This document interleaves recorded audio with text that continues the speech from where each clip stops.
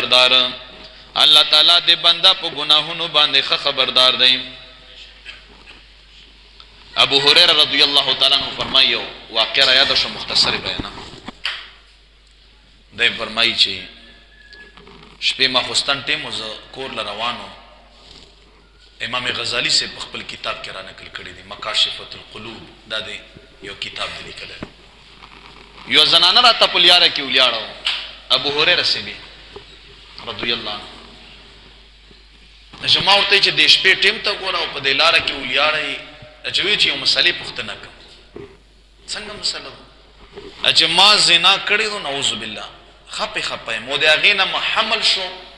بچای په ګډه شو او بیا ماغه بچای چې پیدا شو هغه می اوښلو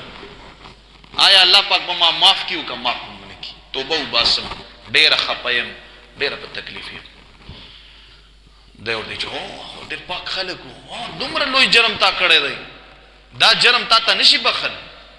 دا خو تا ډیر لوی جرم کړی دی زنا دې مو کړو بیا دې قتل وکړو واغم دې داسي بے ګناه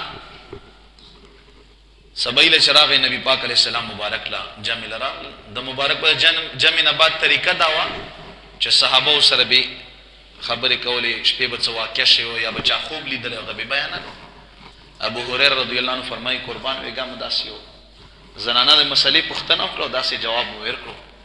نبی پاک علیہ الصلوۃ والسلام فرمایي نه ابو هريره الله پاک فرمایي لا تقنطوا من رحمت الله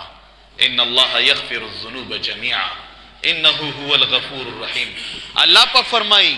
تاسو دې ما د رحمت نه منو امید کېګو بشک الله تبارک وتعالى به تاسو ته تمام ګناهونه وبخي. ابو هريره دغه زنان لتا جواب صحیح نه ورکړه دا خو تا مایوس کړه دا خو تا د الله د رحمت نه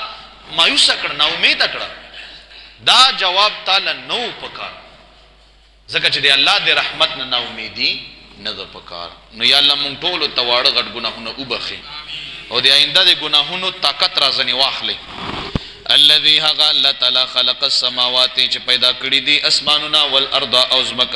او زمکی وما بینهما او هغه څه چې په منځ د اسمانونو او زمکو کې دا هر څه الله تعالی پیدا کړی دي